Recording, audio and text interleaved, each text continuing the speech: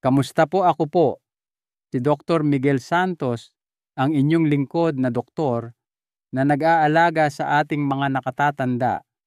Naitanong nyo na ba sa inyong sarili kung ang mga mani o nuts na kinakain ninyo ay tunay na mabuti para sa inyo? Tila perpekto silang merienda, maliit, madaling kainin, at puno ng sustansya. Ngunit hindi lahat ng mani ay pare-pareho. At habang ang ilan ay mainam para sa kalusugan ng mga senior, ang iba naman ay maaaring magdulot ng higit na pinsala kaysa kabutihan. Kaya naman ngayon ating hihimayin ang lahat. Ibubunyag natin ang tatlong pinakamahusay na mani na dapat ninyong regular na kainin at tatlong mani na marahil ay dapat ninyong iwasan. Habang tayo ay tumatanda, nagbabago ang ating mga pangangailangang nutrisyonal at ang mga pagkaing dati tila walang masamang epekto ay maaaring magsimulang magdulot ng mga issue tulad ng pamamaga, pagbigat ng timbang o kahit mga problema sa puso. Ngunit kapag alam ninyo kung aling mga mani ang nagbibigay ng tunay na benepisyo sa kalusugan at kung alin ang maaaring kumakalaban sa inyo, makakagawa kayo ng mas mahusay na mga pagpili para sa inyong katawan. Kaya't samahan ninyo ako hanggang sa dulo dahil ang impormasyong ito ay maaaring magdulot ng malaking pagbabago sa inyong pang-araw-araw na dieta. At kung hindi pa kayo nakasubscribe, hinihikayat ko kayong mag-subscribe at i-on ang bell para hindi ninyo makaligtaan ang anumang video na makakatulong sa inyong mas mapangalagaan ang inyong sarili. Ngayon, simulan na natin. Mga maning dapat kainin. 1. Walnuts, ang superfood na nagpapatalas ng utak.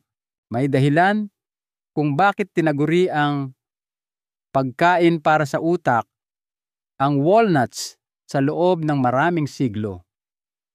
Puno ito ng omega-3 fatty acids na may mahalagang papel sa pagpapanatili ng cognitive function, pagbabawas ng pamamaga, at pagprotekta sa utak mula sa paghina na dulot ng pagtanda.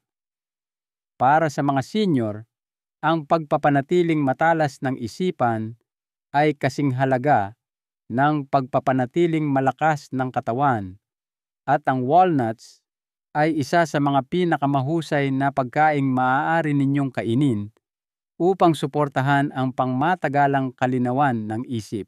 Ipinakita sa mga pag-aaral na ang omega-3 ay nakakatulong na bawasan ang panganib ng mga sakit na neurodegenerative tulad ng Alzheimer's at dementia. Pinapabuti rin nito ang memorya at konsentrasyon na ginagawang mas madali ang manatiling aktibo sa pag-iisip. Ngunit hindi diyan nagtatapos ang mga benepisyo. Ang walnuts ay puno rin ng mga antioxidant na tumutulong na protektahan ang mga selula mula sa pinsalang dulot ng stress at pagtanda. Kapag dumarami ang free radicals sa katawan, nag-aambag ito sa pamamaga na iniuugnay sa lahat mula sa sakit sa puso hanggang sa arthritis. Ang pagkain ng isang dakok ng walnuts ng regular ay makakatulong na labanan ang prosesong ito na nagpapanatiling mas malusog ang inyong katawan sa mas mahabang panahon. Isaalang-alang natin si Mang Jose, isang 74 taong gulang na retiradong guro. Mahilig siyang mag-crossword puzzle at magbasa, ngunit sa paglipas ng mga taon, napansin niya ang maliliit na pagkukulang sa kanyang memorya, nakakalimutan ang mga pangalan, nawawala ang kanyang salamin, at nahihirapang alalahanin ang ilang salita. Iminungkahi ng kanyang doktor na dagdagan ng mas maraming omega-3 ang kanyang dieta, kaya nagsimula siyang kumain ng isang dakok ng walnuts tuwing umaga kasama ng kanyang almusal. Pagkaraan ng ilang buwan, naramdaman niyang mas matalas at mas nakapokus siya, at napansin ng kanyang pamilya na mas nakikisali siya sa mga usapan. Wala siyang binagong malaki, nagdagdag lamang siya ng isang maliit na bagay sa kanyang rutina, at ito ang nagdulot ng lahat ng pagkakaiba. Ngunit ang mga benepisyo ng walnuts ay higit pa sa utak. Magaling din ito para sa kalusugan ng puso na tumutulong na mapababa ang masamang kolesterol at mapabuti ang sirkulasyon. At hindi tulad ng ibang mani, ang walnuts ay medyo mababa sa carbohydrates, kaya ito ay isang magandang pagpipilian para sa mga senior na nagbabantay ng kanilang blood sugar. Tandaan lamang ang tamang sukat ng pagkain. Bagamat puno ito ng sustansya, mataas din ito sa calorie. Kaya sapat na ang isang maliit na dakok upang makuha ang mga benepisyo ng hindi sumusobra. Kung naghahanap kayo ng simple at natural na paraan upang protektahan ang inyong utak, bawasan ang pamamaga at suportahan ang kalusugan ng puso, ang walnuts ay isang mahusay na karagdagan sa inyong dieta. At ang pinakamaganda, masarap ito, maraming pwedeng paggamitan at madaling isama sa mga pagkain, ihalo man sa salad oatmeal o kainin ng mag-isa bilang merienda. Dumako na tayo sa susunod na powerhouse na mani na dapat isaalang-alang ng bawat senior na idagdag sa kanilang dieta. 2. Almonds, ang siksik sa sustansyang powerhouse. Matagal nang itinuturing ang almonds bilang isa sa mga pinakamasustansyang mani na maaari ninyong kainin, at may magandang dahilan. Siksik ito sa mga mahahalagang sustansya na sumusuporta sa lahat, mula sa kalusugan ng puso hanggang sa katibayan ng buto.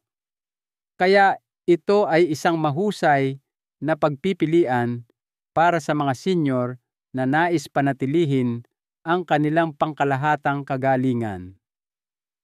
Sa perpektong balanse ng healthy fats, protina, at fiber, nagbibigay ang almonds ng tuloy-tuloy na enerhiya nang hindi nagdudulot ng biglaang pagtaas ng blood sugar, kaya ito ay lalong kapaki-pakinabang para sa mga nakatatandang may edad na namamahala sa kanilang mga antas ng glucose.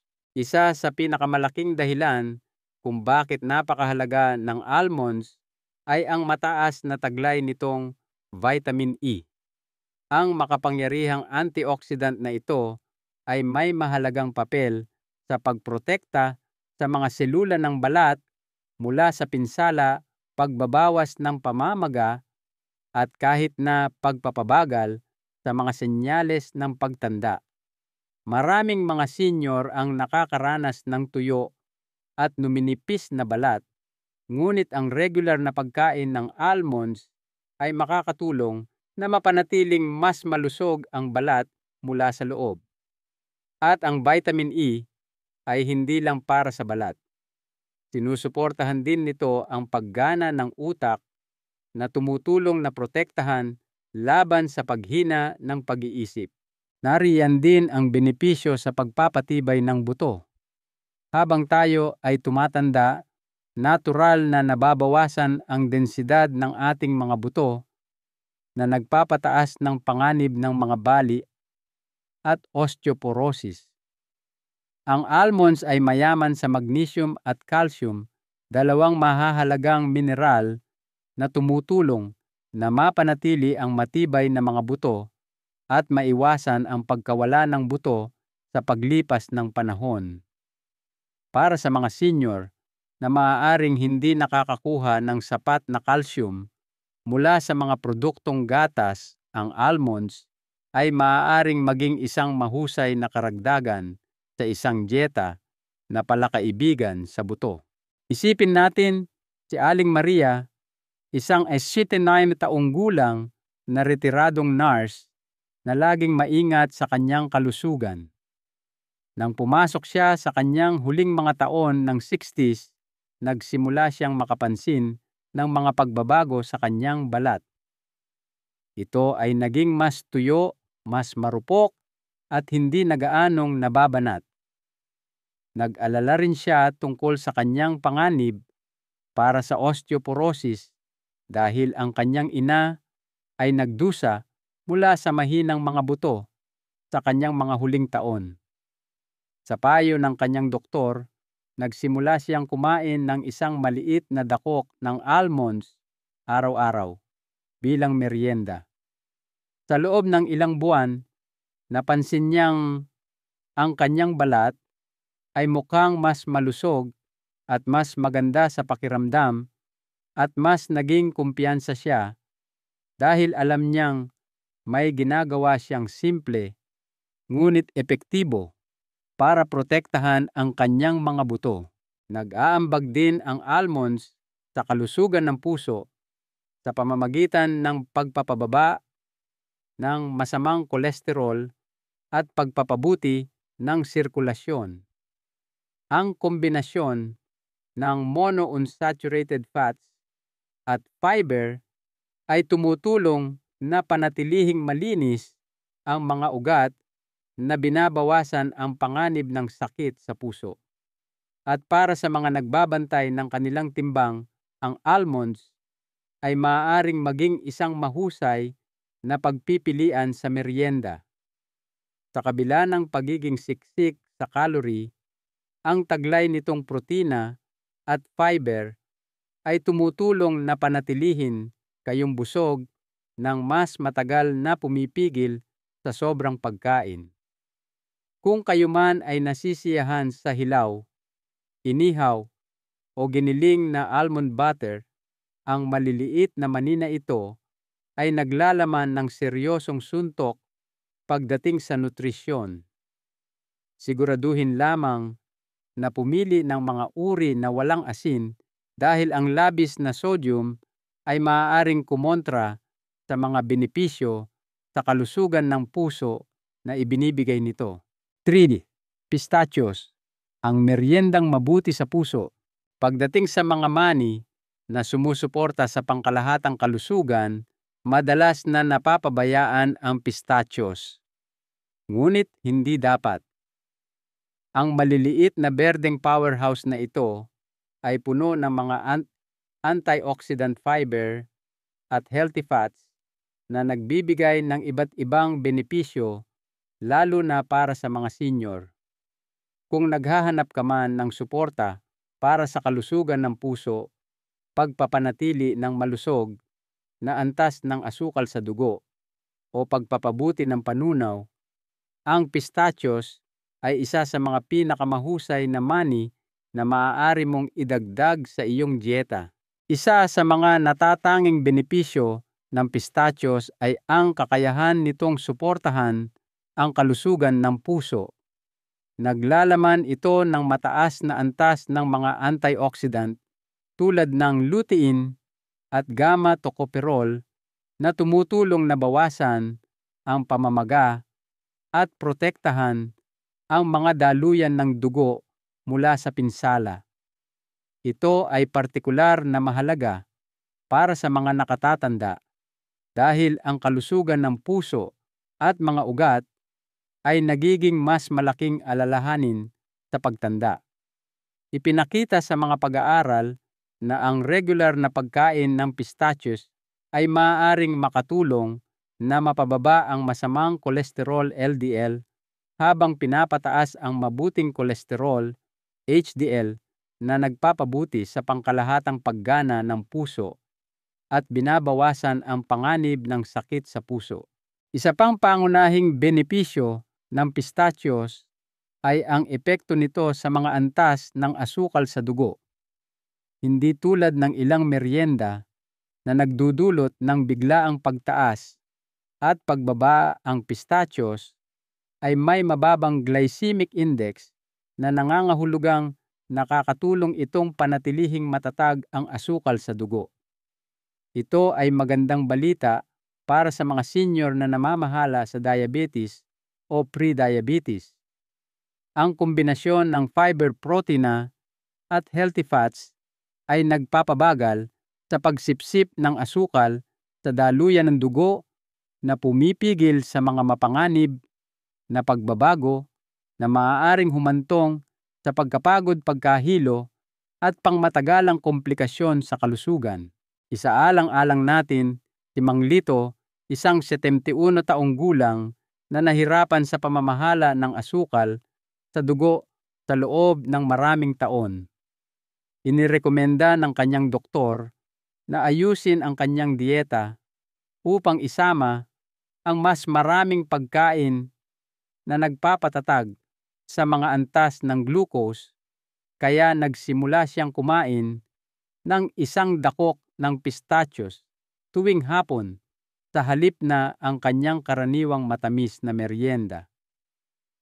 Hindi lamang bumuti ang kanyang mga reading ng asukal sa dugo, ngunit natuklasan din niya na mas matagal siyang busog na tumutulong sa kanya na maiwasan ang hindi kinakailangang pagkain.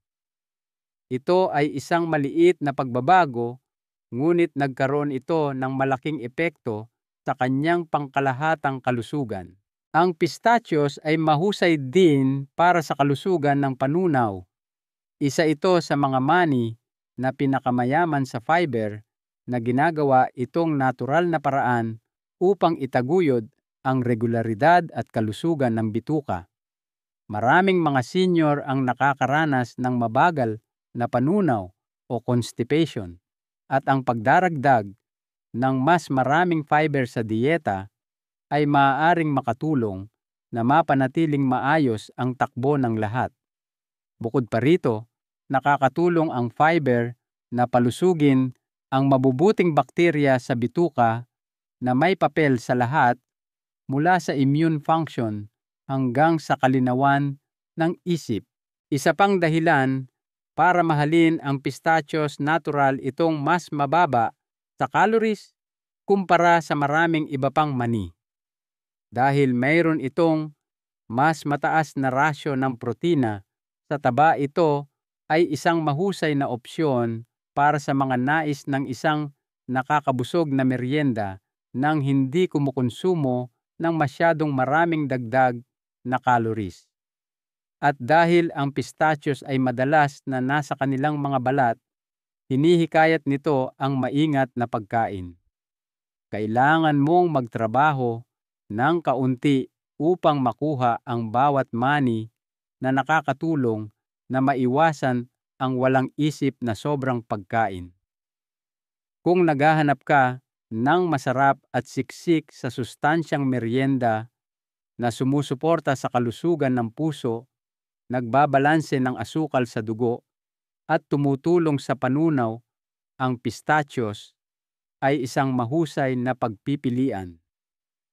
Siguraduhin lamang na pumili ng mga uri na walang asin upang maiwasan ang hindi kinakailangang pag-inom ng sodium.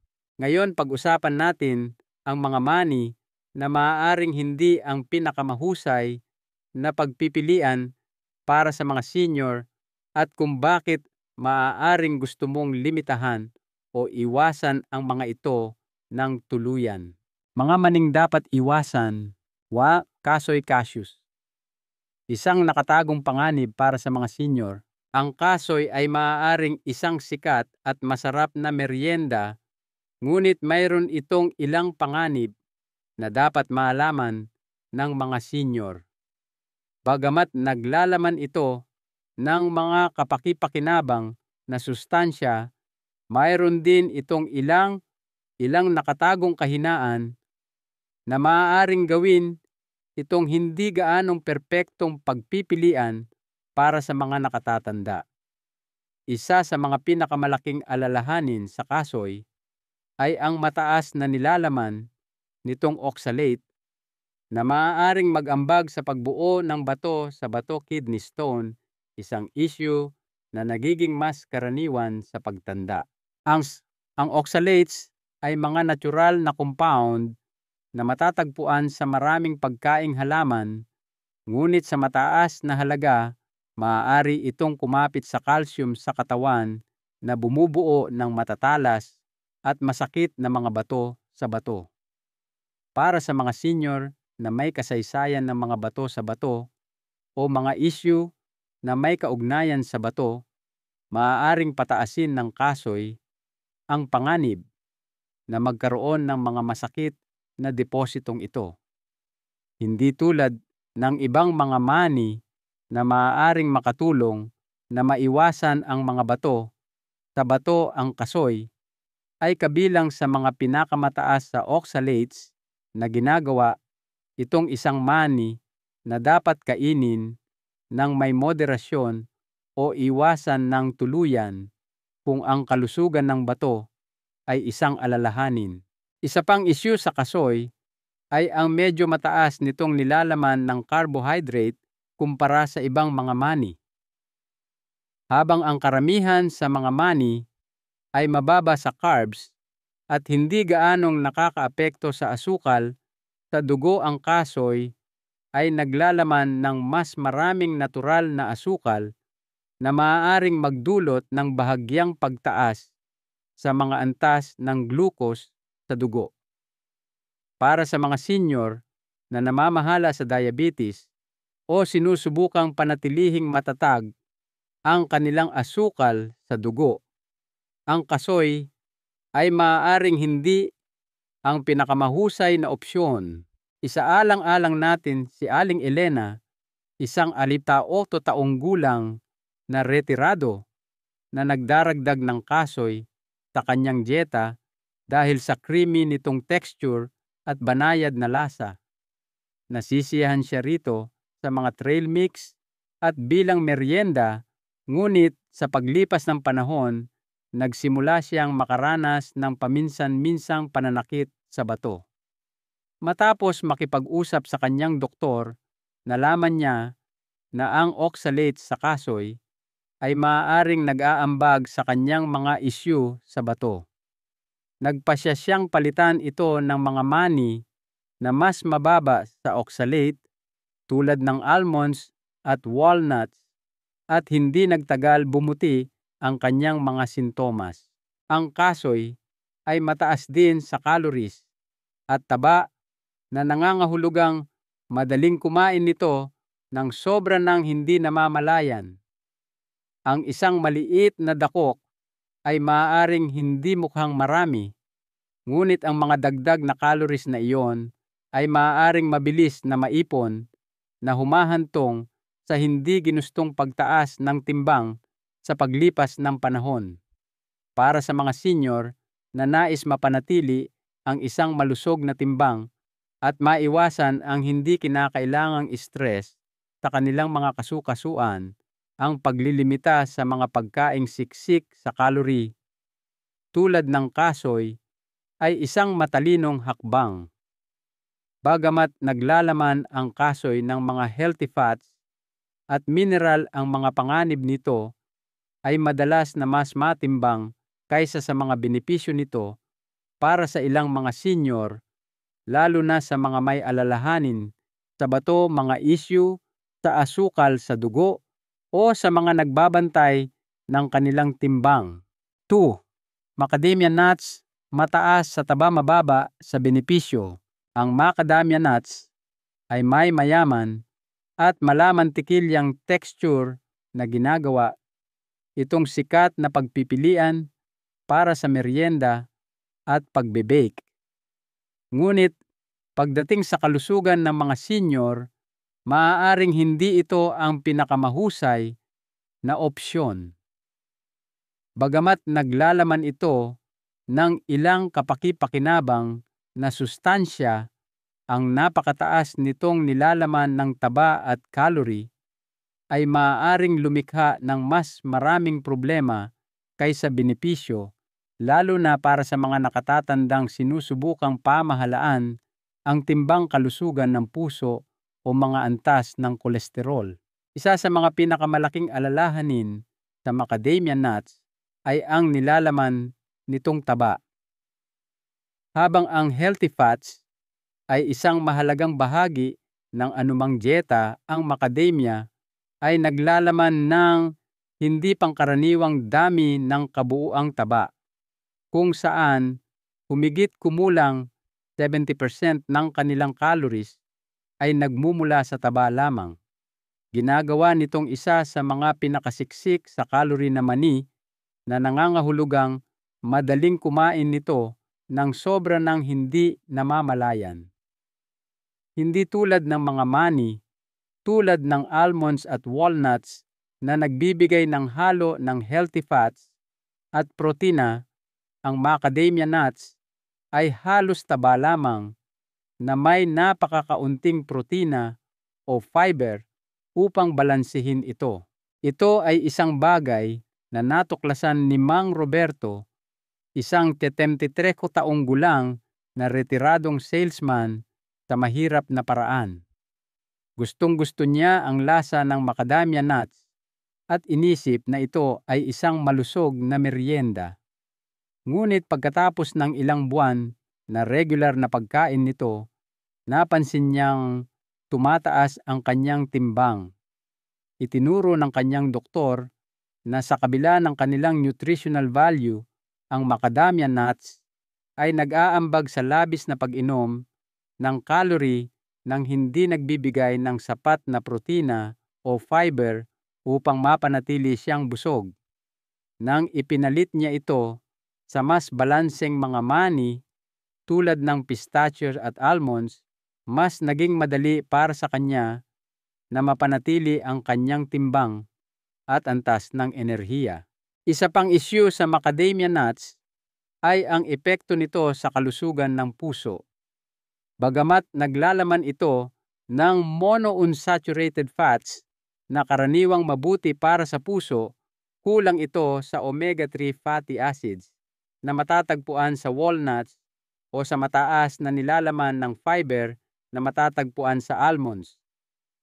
Nangangahulugan iyon na hindi sila nag-aalok ng parehong antas ng mga benepisyo sa puso at mga ugat tulad ng ibang mga mani. Para sa mga senior na nais mapabuti ang kanilang kalusugan sa puso, ang pagpili ng mga mani na may mas mahusay na mga profile ng nutrisyon tulad ng mga mayaman sa fiber, antioxidants at omega-3s ay isang mas matalinong pagpipilian. Bukod pa rito, ang macadamia nuts ay madalas na ibinebenta sa mga uri na may asin o lasa na maaaring humantong sa labis na pag-inom ng sodium. Ang sobrang sodium ay maaaring mag-ambag sa mataas na presyon ng dugo, pagpapanatili ng likido at pagtaas ng stress sa puso, mga issue na pinamamahalaan na ng maraming senior. Kahit na ang mga uri na walang asin ay hindi pa rin nagbibigay ng sapat na fiber o protina upang bigyang katwiran ang kanilang mataas na nilalaman ng taba at calorie. Maaaring masarap ang macadamia nuts, ngunit para sa mga senior na nakatuon sa pamamahala ng timbang kalusugan ng puso at pangkalahatang nutrisyon, mayroong mas mahusay na mga opsyon na magagamit. 3. Mani na may lasa o pinatamis, mga nakatagong asukal at additives. Hindi lahat ng mani ay nilikha ng pantay-pantay, at habang ang mga hilaw o bahagyang inihaw na mani ay nag-aalok ng malaking benepisyo sa kalusugan, ang mga uri na may lasa, pinatamis o sobrang maalat ay maaaring magdulot ng higit na pinsala kaysa kabutihan, lalo na para sa mga senior. Marami sa mga naprosesong mani na ito ay puno ng mga idinagdag na asukal artipisyal na pampalasa at labis na sodium na ginagawang isang nakatagong panganib. Ang dapat sana ay isang malusog na merienda. Bagamat maaaring masarap sila, maaari silang humantong sa mga seryosong issue sa kalusugan tulad ng biglaang pagtaas ng asukal sa dugo, mataas na presyon ng dugo at pagtaas ng pamamaga. Isa sa mga pinakamalaking alalahanin sa mga mani na may lasa o pinatamis ay ang nilalaman ng asukal. Maraming mga tatak ang naglalagay ng pulot karamelo o tsokolate sa kanilang mga mani na maaaring magpataas ng mga antas ng asukal sa dugo. Ito ay lalong mapanganib para sa mga senior na namamahala sa diabetes o pre-diabetes dahil ang mga nakatagong asukal na ito ay maaaring mag-ambag sa insulin resistance at pangmatagalang komplikasyon sa kalusugan. Kahit na ang mga mani na tila bahagyang matamis tulad ng honey roasted peanuts or cinnamon coated almonds ay maaaring maglaman ng mas maraming asukal kaysa sa inaakala mo kung minsan ay kasindami ng isang candy bar. Nariyan din ang issue ng sodium. Maraming mga nakapaketeng mani ang inihaw na may labis na dami ng asin na maaaring magpataas ng presyon ng dugo at humantong sa pagpapanatili ng likido. Ito ay partikular na nakakabahala para sa mga senior na may mga kondisyon sa puso, sakit sa bato o mataas na presyon ng dugo. Sa paglipas ng panahon, ang pagkonsumo ng sobrang sodium ay maaaring maglagay ng dagdag na stress sa puso at magpataas ng panganib ng sakit sa puso at mga ugat. Isipin natin si Mang Jaime, isang 70 taong gulang na inakala niyang gumagawa siya ng matalinong pagpili sa pamamagitan ng paglipat mula sa potato chips patungo sa mga mani na may lasa. Gustong-gusto niya ang mga uri na may barbecue at honey roasted. Ngunit sa paglipas ng panahon, nagsimulang tumaas ang kanyang presyon ng dugo. Nang sa wakas, ay tiningnan niya ang mga label ng nutrisyon, napagtanto niyang ang kanyang malusog na merienda ay puno ng sodium at mga idinagdag na asukal. Nagpasya siyang lumipat sa mga hilaw na mani na walang asin at agad na napansin ang mga pagpapabuti sa kanyang mga antas ng enerhiya at pangkalahatang kalusugan. Bukod sa asukal at asin, maraming mga mani na may lasa ang naglalaman ng mga artipisyal na preservative at hindi malusog na langis. Gumagamit ang ilang mga tatak ng mga hydrogenated oil na naglalaman ng mga trans fat, isa sa mga pinakamasamang uri ng taba para sa kalusugan ng puso. Ang mga taba na ito ay maaaring magpataas ng masamang kolesterol, magpababa ng mabuting kolesterol, at mag-ambag sa pamamaga na lahat ay nagpapataas ng panganib ng mga seryosong issue sa kalusugan tulad ng stroke at atake sa puso. Kung nasisiyahan ka sa mga mani, ngunit nais mong iwasan ang mga panganib, ang pinakamahusay na paraan ay pumili ng mga hilaw at walang asin na uri. Kung mas gusto mo ang kaunting dagdag na lasa, maaari mong ihawin ang mga ito sa bahay na may mga pampalasa na mabuti sa puso tulad ng cinnamon turmeric o isang katiting na asin. Sa ganoong paraan, kontrolado mo kung ano ang napupunta sa iyong pagkain at maiiwasan ang mga nakatagong additives na madalas na taglay ng mga naprosesong mani. Bagamat ang mga mani ay maaaring maging isang kamangha-manghang karagdagan sa iyong dieta, ang paraan ng paghahanda nito ay gumagawa ng lahat ng pagkakaiba. Ang pananatili sa mga natural at buong mani sa halip na mga matamis maalat o may lasa na uri ay ang pinakamahusay na paraan upang makuha ang lahat ng mga benepisyo sa kalusugan nang walang anumang mga masamang epekto. Pangwakas na kaisipan. Ngayong napagdaanan na natin ang pinakamahusay at pinakamasamang mani para sa mga senior, maglaan tayo ng sandali upang mag-recap. Ang walnuts, almonds at pistachios ay mga mahuhusay na pagpipilian, siksik sa omega-3 na nagpapatalas ng utak, mga taba na mabuti sa puso at fiber na palakaibigan sa panunaw. Sinusuportahan nila ang cognitive function, pinapalakas ang mga buto, at tumutulong na mapanatili ang matatag na mga antas ng asukal sa dugo na ginagawa silang ilan sa mga pinakamahusay na mani na dapat panatilihin sa inyong pang-araw-araw na rutina. Sa kabilang banda, ang kasoy, macadamia nuts at mga mani na may lasa o pinatamis ay may mga panganib na dapat malaman ng mga senior. Maging ito man ay mga alalahanin sa bato, labis na taba at calories o mga nakatagong asukal at sodium, ang mga mani na ito ay maaaring magdulot ng higit na pinsala kaysa kabutihan kapag regular na kinakain. Ang mahalagang aral, ang mga mani ay maaaring maging isang hindi kapanipaniwalang mapagkukunan ng nutrisyon.